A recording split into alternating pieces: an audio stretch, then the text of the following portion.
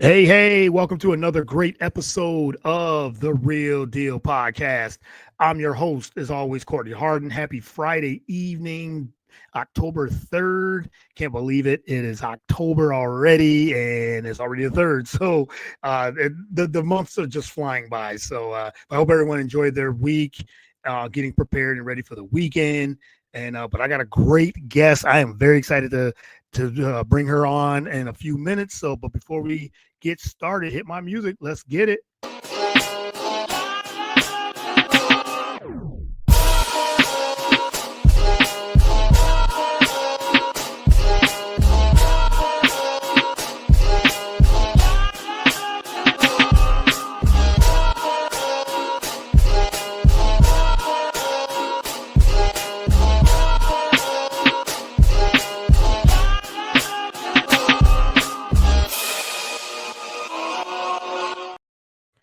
All right. Once again, welcome to another great episode of the Real Deal Podcast. I'm your host, as always, Courtney Harden. Like I said before, happy Friday, October 3rd. And I'm looking forward to this episode. But you can follow it before I bring my guest on. You can follow the show on all the podcast platforms: Spotify, Apple, YouTube, BS3 Network, BS3TVLive.com, iHeartRadio, BS3 Network, Roku channel, wherever you consume podcasts. The Real Deal is there. You can download and like, subscribe on all those platforms. And you can follow me on all the social media platforms. I'm everywhere: Instagram, Twitter, TikTok, Blue Sky. I think that's all of Facebook. So you can follow me there, Courtney Harden, or the Real Deal with Courtney Harden as well. All right, let me bring in my guest. We've been talking for a little bit before we made it official with the podcast, and I'm very excited to bring her on. And her name is Monica Elmer, and she is the founder and creator of True Grit PR, and is with a vision to break the mold and create something rooted in purpose. We're gonna break down all of that and get into her business. No, we're gonna do all these things, and but I'm excited to have Monica on. So Monica, welcome to the show. Really appreciate it. Hey, thanks, Courtney. Happy to be here. So excited to talk about all this today and for the opportunity. So looking forward to it. Yeah, and I appreciate you accepting the invite, and I reached out, and you were like, "Yes, let's do it." And I'm so glad that we connected on, I think it was Instagram, and like I said, we've been talking back and forth off camera, and to set this up, and this here. So I'm glad to have you on and get to know you a little bit as well. So I really appreciate it. Yeah, me too. I'm telling you, power of social media is incredible, isn't it? So Yes, I yes, love it that is. we can find each other and connect on it. And I think that's a testament to it that you can really connect and find a great audience in it. So yeah, Yeah, let's make this happen. Let's yeah, let's talk. do it. Yeah, let's chat. Yes. And like I said, glad to get you on. Glad to have you on as well. But let's start. I always start my with the same question. First time guest that's on the show. Who is Monica Elmer? And just a little intro to your background. Yeah, absolutely. Thanks. So I am a girl in Texas. So first and foremost, I am a Texan. Have lived here my whole life and started my career. I actually was in healthcare, was in leadership for over 20 years and doing that, and absolutely loved every moment of it. Was able to make that impact in it. Grew up in the healthcare world, loved every piece of it. But got to a point where I was like, okay, and I'm a boy mom first and foremost. I am a Mhm. wife. I am a boy mom, and I'm a believer in Christ. So I think that is, the important foremost of who I am. Secondary is that I have a background in, sales, marketing, and branding, and did that for over 23 years on the corporate side. And so, but through and through a Texas girl as well. So that's pretty much me in a nutshell. You can often find me in some boots and jeans and a hat. So that's not unheard of. And I love every bit of that. So Yes, All right. I love that. And I love, as you said, a believer, that first and foremost, a believer in Christ. And because I'm the same. I mean, that's first and foremost. And, if your family, you said a wife, a mother, a boy mom, as you said. But I really love that about you, is that you said believer in Christ. And for sure, that's for me the number one as well. And like I said, we can't do anything without Christ. So it's all things go through Christ. So I absolutely really not. believe in that for sure, for sure. But yeah, so as you said, growing up in Texas, how is that? You said you're a Texas woman through and through. How talk about that, like just growing up in Texas. Absolutely. Hmm. Yeah, so born and raised here, been here my whole life, and truly just that Texan. I think everyone. I kind of laugh. I'm probably when they think about it, the boots and the jeans. We live on a small little farm out here with chickens right outside the window where I'm sitting, and everything. And grew up doing FFA and those great things, which I really was believe a great foundation for becoming who I was and taking those steps into leadership as an adult. And in, ensuing those skills, just having them in me and really rooting them at an early age, which is why I'm such a fan of it and such a supporter of, anything under that and advocacy for youth and giving them those opportunities to grow. Really important to me. So as a Texan, I think, and as, part of an agricultural world growing up. So really a big thing. I sit on the calf scramble committee for San Antonio Rodeo. So shout out to them. It's an incredible organization, incredible group of people who raises money to sponsor kids for the calf scramble every year. And so it's something that I do wholeheartedly. If anybody's interested, don't forget to hit me up because we will be sponsoring kids really soon for that. And I believe in that stuff. So I think that's a big part of who I am. And Texas is probably just the root of me, right? Everything Mhm. is, Texas is a different state. We are truly, we know it all. We think we're the biggest, but it's just an incredible state of friendly people. And I think that's what I love about it is that Southern hospitality of meeting people and really just, growing those connections, those roots. And I think, in all honesty, I think everyone has that when you root yourself in a community. And I think that's part of it. But Texas is just near and dear to my heart. So I love it. I operate and help out in different states also, but Texas is definitely home for me. I am just a boots and jeans and a hat kind of girl. So Yeah, boots, jeans, and hats. Yes, you said, and then the saying is everything is bigger in Texas. So, and I was in Austin a couple of years ago, and it was tremendous. I mean, they talk about the heat. The heat of oh, Texas is really something brutal. different, totally different from. I always feel like I've always been East Coast. I'm on the East Coast. I'm in Philly now. Used to live in upstate New York.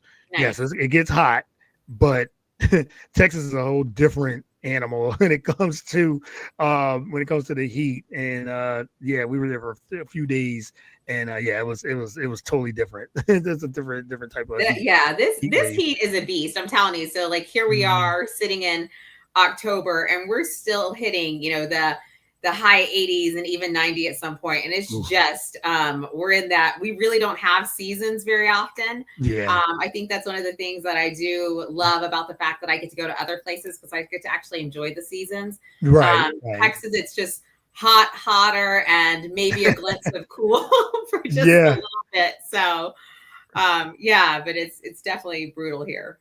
So Hey, yeah, like you said, you're a Texas woman, and you said you bleed it, and you did, and you're just all in Texas. So 100%. 100%, absolutely, absolutely. All right, let's get into the PR side of what you do. Creating True Grit. You're the creator and founder of that. What inspired you to start a PR agency and name it True Grit? Yeah. So really crazy story. I was so honestly up until a couple months ago. So True Grit is brand new to the Brand market. new, yeah. But definitely not inexperienced in that. So we may be new to the game, but we are just into this sector and making big moves. So I was in healthcare in a leadership role. And I have gotten, we've gotten to a point, my husband and I, where we are almost empty nesters. So We have a 23-year-old, and then we have one that's almost, getting ready to graduate soon. And so we are on the verge of that. And I think something pretty magical happens when you get to that point in your life, and you wonder, what it is to do next. What is this? And I was reading a statistic that said that this is the turning point for most people at this age in life and where they're at. And I was working on something, and living the corporate and leadership life has been incredible. Please don't mistake that. It was an incredible life, incredible journey. I had such a great opportunity to help to change lives and to do that, make that impact. But I really knew that I was approaching a new chapter in my life where I wanted to also, one, be home and be present with my husband a little bit more, and wanted to make something that also could make a difference, maybe later on in life for my kids, right? Like they could have that, and they could, and I could do something that was really more about now pouring into things that were more about my personal passions. And so I was working on a fundraiser, and shout out to Roderick Walker. I was working on a fundraiser with him for the Alzheimer's Association.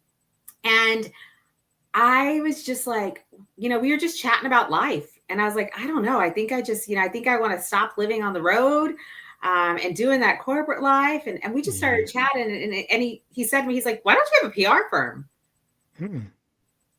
I don't know. I don't know. He's like, hey. Yeah. My family had always owned businesses. So it's not like being an entrepreneur was something new. My mom and dad had businesses while I was growing up. I had, helped to, bring multiple businesses to fruition and to do acquisitions and different things and do deals. So, I mean, this was not a new concept. But I think venturing on my own, sometimes you just need someone to say it, right? In order for you to do it. And we started chatting, and he found out my love for all things sports. And we just kind of started talking about it. And I think it was that thing in the back of your head that you want to do, but it takes someone telling you to do it, or that you can do it, I think. And so I had the opportunity to step away from the position I was in, and I just was like, okay. And so I was like, let's just feel this out. Let's see what happens, right? And so I did, and I don't think, I don't know why I should be surprised, but it just flew. Like it just grew legs and took off like crazy. And that's incredible. And I was super, super excited, super blessed by the opportunity. And I don't take that for granted. It really does take being in the right room and knowing people. And I think that that's a tribute to networking. But True Grit all of a sudden took legs. And thanks to Roderick, I got my first event, worked with him, and then just built relationships very quickly, and just some incredible people opening up doors. And a lot of hard work, not to say that there's a lot of hard work in it. Oh yeah. But True Grit came about. So yeah, that's its conception. And here we are just a couple months later and going strong. So yeah, going real strong. And it talks, you said your mission is to help amplify voices, create impact long after the game ends, and is built with grit, driven by heart. These are 3 pillars: built with grit, driven by heart, and rooted in faith. Expand on that a little bit. I love that those pillars of it: built with grit, driven by heart, and rooted in faith. Yeah. So definitely is who I am, and who, talking about our family, what we've kind of always done. Built with grit is because I can remember so many family conversations where, as growing up, we've talked to our boys and we're like, you have to have grit in today. If you don't have grit, you're not going to survive. Like you're going to get knocked down. Life's going to get hard. But if you have grit, you're going to pick yourself back up and you're going to do it. I mean, you just have to do that. And you have to have heart at whatever you're doing. I think, when you have a passion and you have a heart for something, you feel good about it and you want to do it. And so that was it, and then rooted in faith is just a tribute to definitely, I think, obviously, as I said, first and foremost, a believer and in Christ. And I think that's it. I don't think you can do anything, especially taking on a new adventure of building a company without having some faith in it. Cause it's, there are hard days, but it does go back to that, built with grit is just the, that is it. It's just, you got to have some grit. You got got to keep going and not let it be no. As far as when you find a roadblock, finding a way, you just got to find a way to do it. And when you want to, you will. And that's where it came from. So Yeah, important life lessons. and you took and you said earlier, like you said, you took that, you guys could call it a risk, but when you said you left the corporate world and said, "Hey, I want to do this," like you said, someone that said, Why don't you have your own PR firm?" Yeah. And like you just said, you took that and said, "Hey, just need that push," and now here we are. And you said you come from leadership, and as a founder of starting your own company, how do you define leadership? Yeah. So, I think leadership is a gift. When you are given a place of leadership, it is such a gift to be in that place. And leadership is, not defined by a position. It's Yeah. defined by who you are and what you choose to do on a daily basis. And I really believe that. And to me, leadership is really about having the opportunity to help people change their lives and to make Mm, their dreams come true. And that is it. Leadership to me is, being that example that it's possible to do these things and to make them no matter where you're at. Being a leader can be any position. And so for me, through True Grit, leadership is really about being able to help people define that dream and encouraging them, right? To be that, having that faith and belief in them to do it and helping them to get there is such a powerful thing. And, sometimes that's just what we need. I have clients that I've talked to and they're like, I don't know, or even potential clients. And, I just, it's sometimes you just need someone to say that and be that leader to tell you can do this and believe in you. And so that's really how I amplify that every day. And then one of the other things that I really, feel privileged to be in a leadership capacity to show is that a lot of my clients are former athletes and mhm. former professional athletes. And I always talk to them and say, you were blessed with this amazing opportunity of a career. What do you want to do to make a difference in the world? What is it that you can do? And Yeah, so I firmly believe in helping someone to define that and to learn that they have that capability with the gift they've been given. And I think that that's a testament of being a leader for a long time, and realizing people's potential. So that's, one of the things I really try to do is find out what good can we do in the world together with what we've been given. I love that. And you said you're helping former athletes tell their stories, because I Yes. think sometimes too, with athletes, especially former athletes, or them getting brands and brand deals and things like that, but telling their story beyond on the court and on the field, as they retire, or or they leave the sport for whatever reason, still have them have purpose and things like that. So I like that what you said, you're helping them and everything too. What strategies do you use to amplify them and help them go beyond sport after they retire or leave the sport? Yeah. So, I think it's really important to one acknowledge that the world and the sports world is very different now than it was in the 80s and 90s, right? Yes. So, Yeah. these athletes right now have, NIL if they're in college, or in football they have, if they're in the NFL, they have these crazy, these amazing deal opportunities. And most of my clients are, have been retired for some time. And so it's really helping them to understand that because the world wasn't that way when they played, there is still an opportunity to have that and to utilize that, right?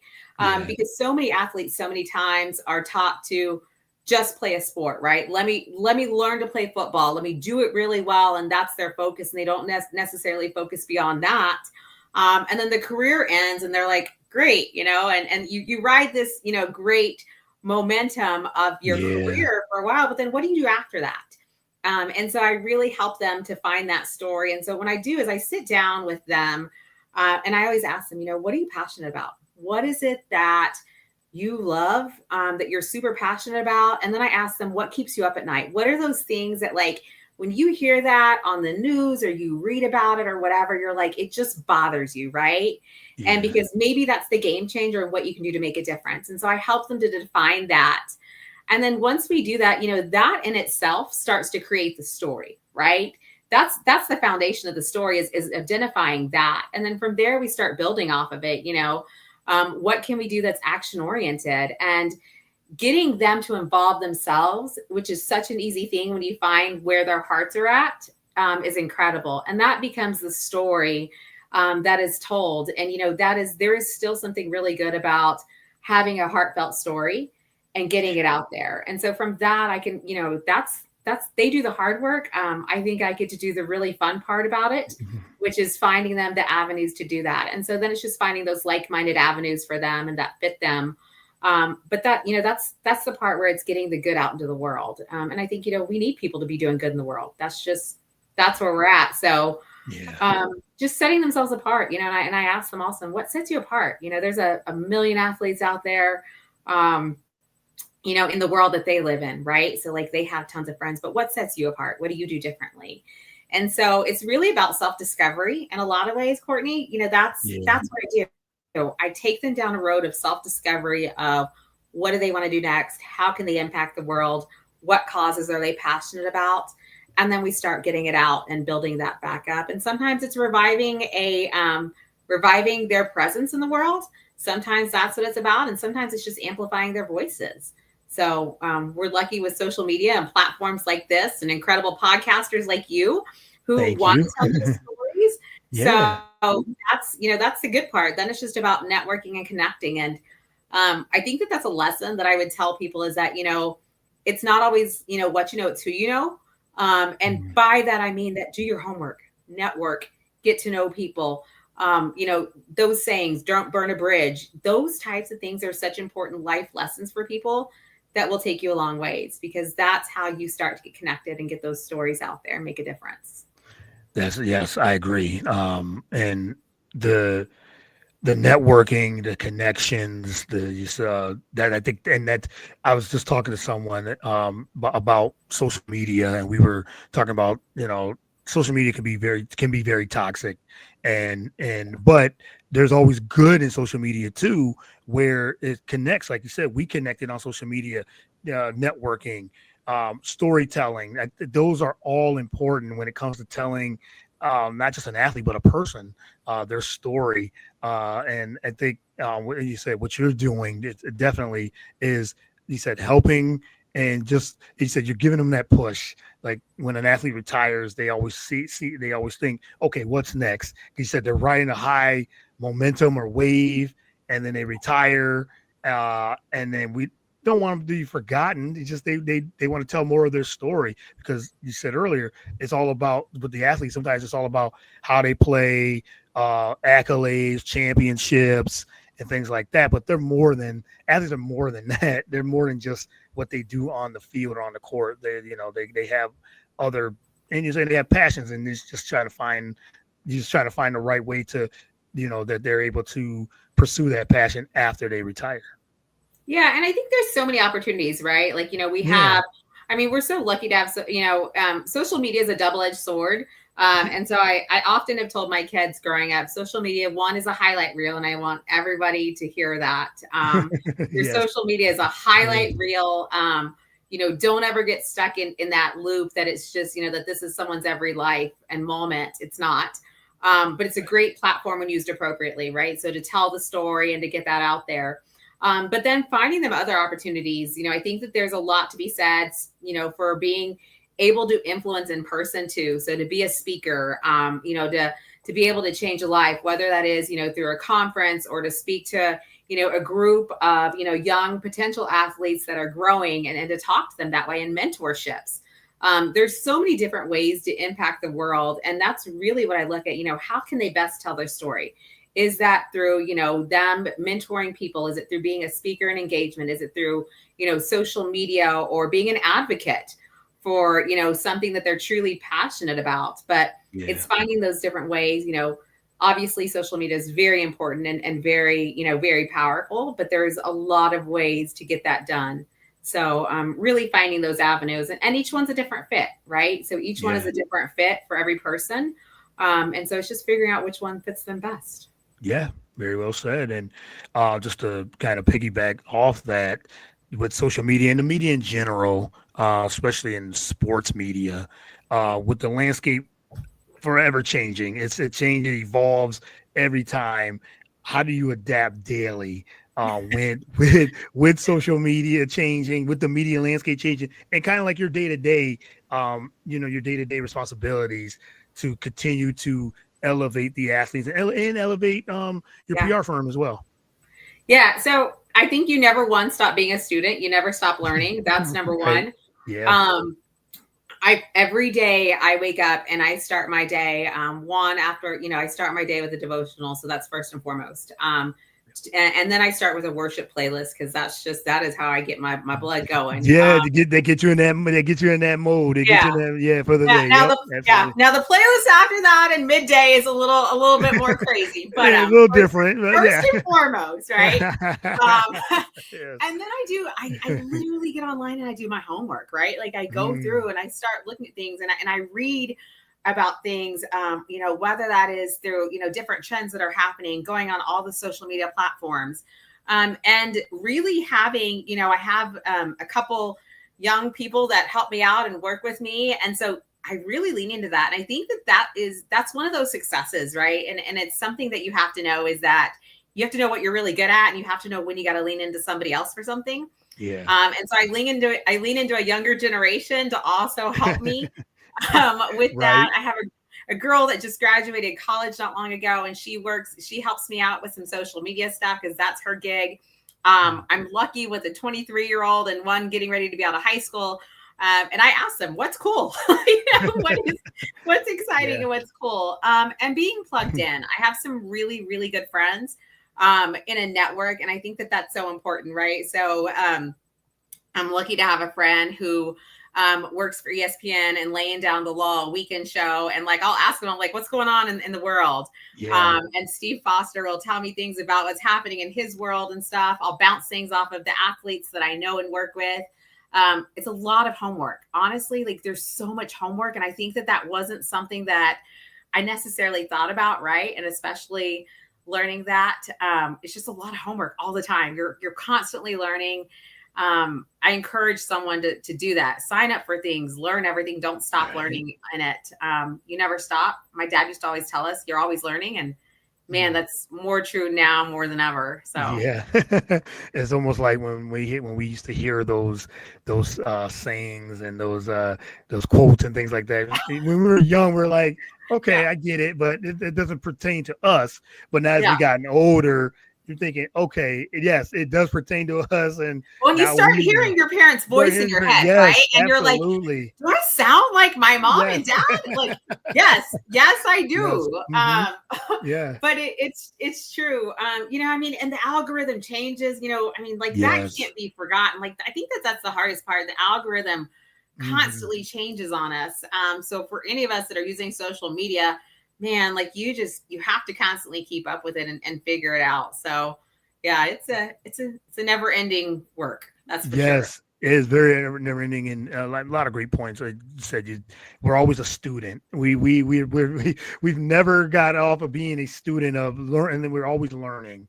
As Yes. we got older too, you learn. As you said, you learn every day, and I had teachers always say, "You're gonna learn every day. You're gonna learn something new every day." And I never believed that until, as you said, you got older. And my grandma used to say that all the time too.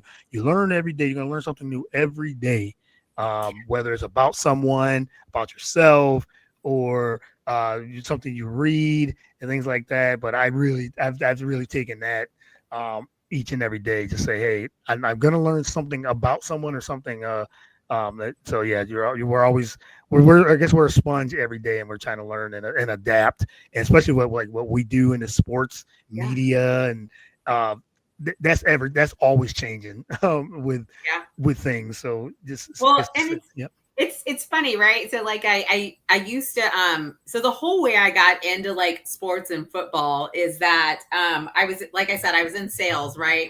Yeah. My whole career was in sales, and before I even got into leadership, I was calling on doctors, and so I was in a physician's office. I was probably in my like really early 20s, and I'm sitting in a physician's office and I'm waiting to see this doctor, and I'm thinking, I've got a great sales pitch, I've got a Hmm. great product and service, I'm good, I'm ready to go. And so I prepared everything, I've got everything, and I'm waiting there, and I'm waiting, and waiting, and like people are just like going past me, and these gentlemen are going past me to the back too, and finally this one guy comes back out, and he was a friend of mine, and I was like, dude, like, how'd you get back there? Like, and I Yeah. see him, he's like, he's like high five in the dock and tapping. I'm like, I've been waiting, like, and at this point, like, I'm a little bit hurt by it, right? Yeah, yeah. And so I asked him, and he's like, oh yeah, I know, we were just talking about football, and I was like, what? Like, here I am waiting to do business, And they're talking about football. and you're talking about football, and I can't get back. So yeah, so I went home, and I'm not easily deterred. So I went home, and I was like, how can I do this? And I was like, I got this. And so I started a fantasy football, everything I could about fantasy football, and I set up a league, and I invited this group of physicians to play with me, and I invited the guy that told me about it, and I was like, hey, I need your help, like, can we start a league Right. and it was the ticket in, and I didn't know how many doors that would open and ultimately lead to this career here. But I learned it, and I threw a draft party, and then I played, and it really taught me more about the game, right? And it became fun to watch. I'd always liked watching football, but it became a lot more fun now that I understood it. And so it was the coolest thing ever. And I still, periodically will play with them in that league. It's still going. But it was really the opening to it and learning about it and getting into the sports and, side of it of that. And then I would, I had something to talk about. You've got to find a way. And I think that's that grit that I was talking about earlier, that grit to find a way into it. But many years now later, this has many, many years later, we won't say how many, has brought us here, to this, right? And so I think that's the passion. And it's kind of the cool part about this is that, I wasn't just somebody coming in to the industry that was like, oh, I've got sales and marketing background. It was like, I've got to, I had the background, but I understood that, right? So I could bring the fun part of it and the love of the game and the, love of just watching it and respect for the players and the journey. And then, my expertise on the other side of this. So in the sales, the marketing, the branding, and the storytelling piece of it, because it really is about telling their stories. So, kudos to fantasy football because it helped me to figure things out and get here. But yeah, that's kind of the fun journey about getting here and knowing football. So.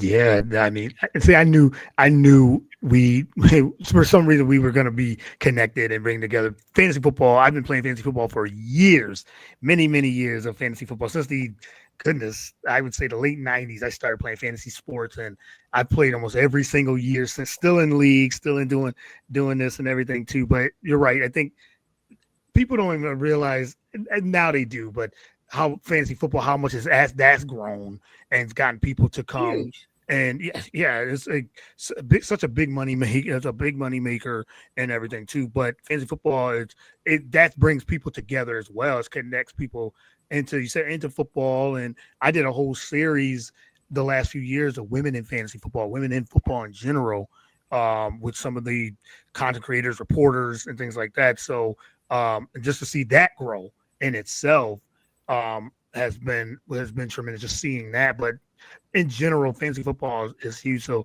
you said you still play. Are you playing this year too? Or? I'm not playing this year because I started this and I got a little, I was like, whoo, it's a lot going on. So I didn't feel like I can, and I like to win. So I didn't feel like I could devote the time to it this year to play. And so, it's something I want to get back to and stuff, but it was definitely the core figuring out. And so, it kind of got me in a habit. Like every morning I would wake up and, afterwards or throughout the day, listen to podcasts and about, what's going on. And those fantasy, football podcasts are incredible. All of those, and just to listen to any sport, any podcast who talks about sports and stuff, because you get so many cool takes about it. Yep. But those are, and I think that's another part, right? Like that's kind of the homework part of this. It's the fun part, the fun homework part. But knowing what's going on and stuff like that too. So Yeah, I wish I was playing this year, but I didn't get to.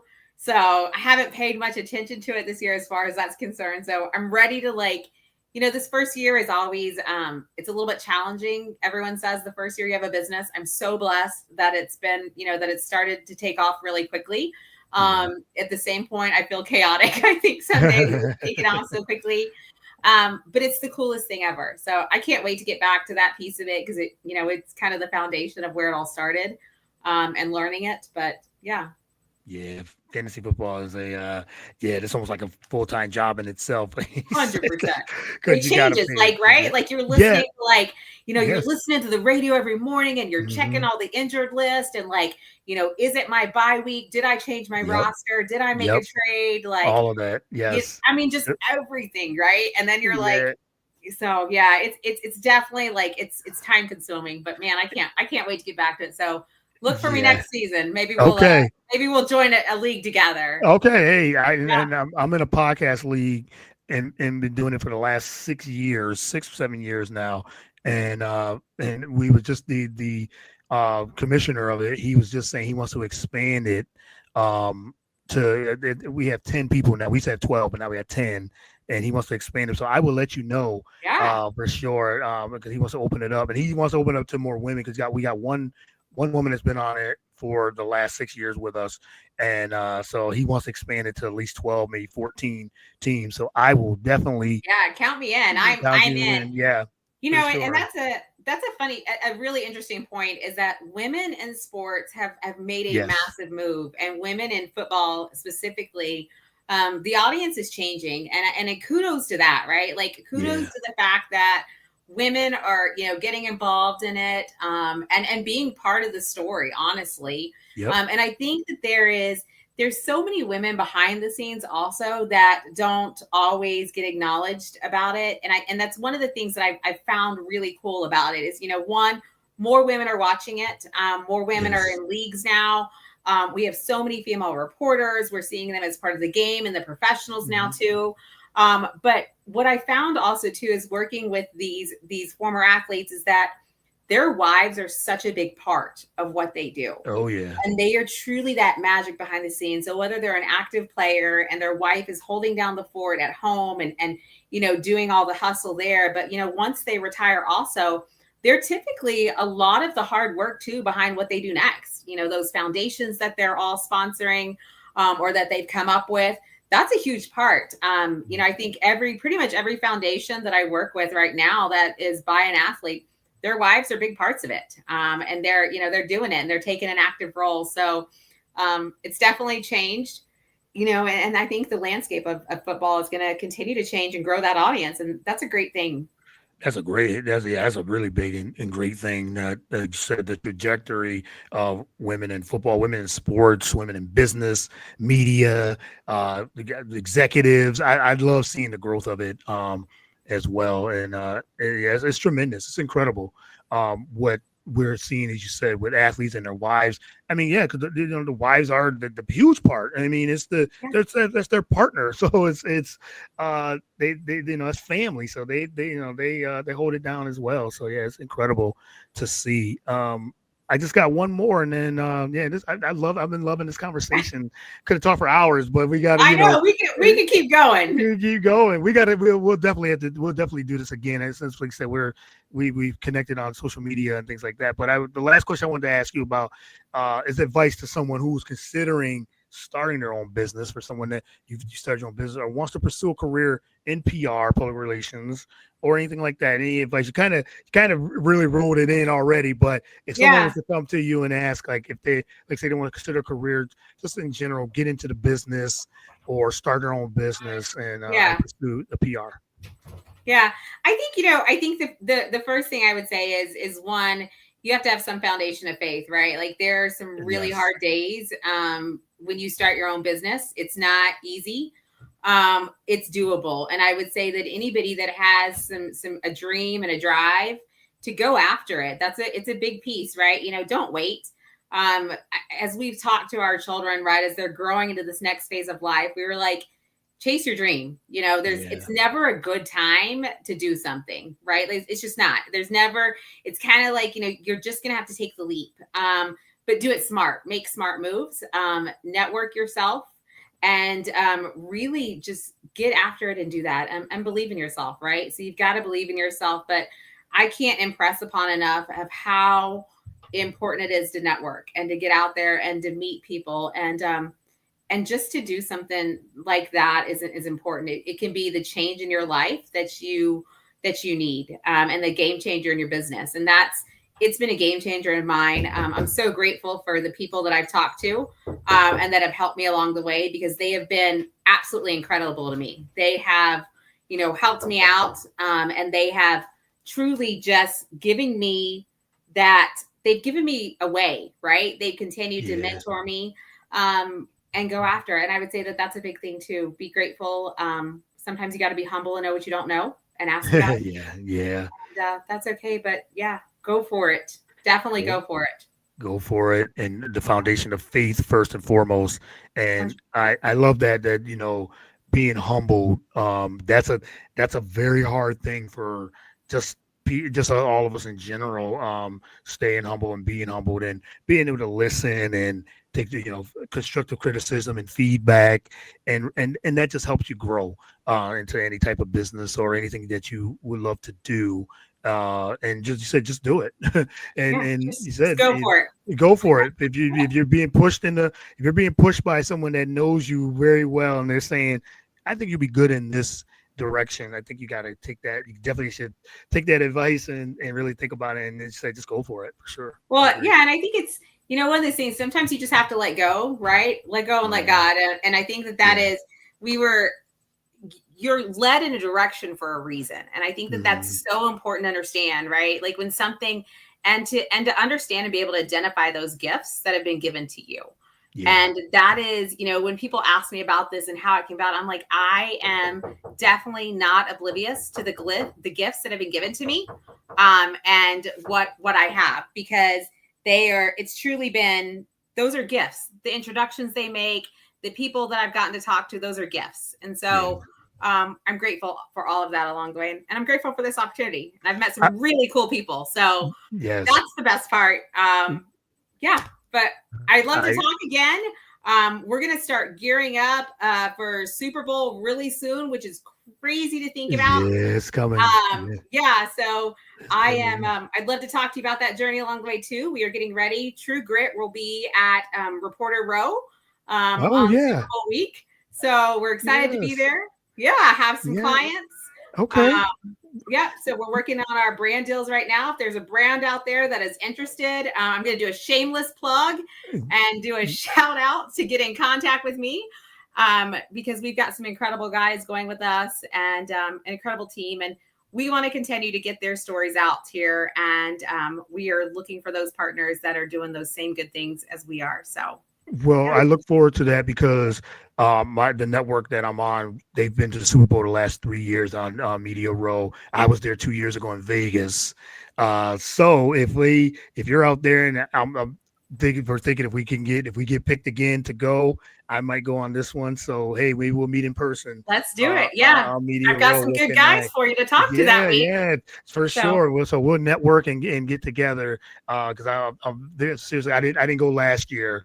But I went 2 years ago, as I said. But yes, in San Francisco, so Bay Area. So looking forward to it. So yeah, if we can, I will definitely keep in touch on that aspect, because yeah, Super Bowl is coming, so it'll be here soon. So, but it's I appreciate great. your, I appreciate the time. I can't thank you enough. I'm super blessed to have you on. I was very excited to talk with you and everything too. So I can't thank you. And but last one, before you go, let everyone, they can follow you, and where they can reach out to you, as you said, the brand deals and things like that. But yeah, let everyone, Yeah. they can follow you on social media. Absolutely. So give us a follow. We're on social media. You can find our Instagram at true_grit_PR. That's one of the best ways to find us, and you can send me a message through there. You can also look at our website, which is truegritprllc.org. And so you can find us there as well. But Instagram, great place to find us. And of course, we're on X as well at True Grit. So PR. So follow us there. Reach out to us. We'd love to keep in contact and just come along for the journey. It's going to be a fun one. So I'm excited for it. All right. Well, yes, follow True Grit PR and Monica. And yeah, like I said, this was such a pleasure. I'm so honored to get to know you and as you said and about your journey. And yeah, we'll definitely have to do this again. And as you said, maybe meet in person in the next couple of, well, Super Bowl will be here soon. So Right? maybe where it'd be right around the corner. So we just know. So for sure. But I really appreciate the time and thank you again for doing this. I really appreciate it. Thanks, Courtney. It's been a pleasure. I look forward to catching up with you. Take Yes, care. me too. You too. Take care. Have a good one. Have a blessed weekend as well. You as well. Thanks. Thanks. Bye. Bye.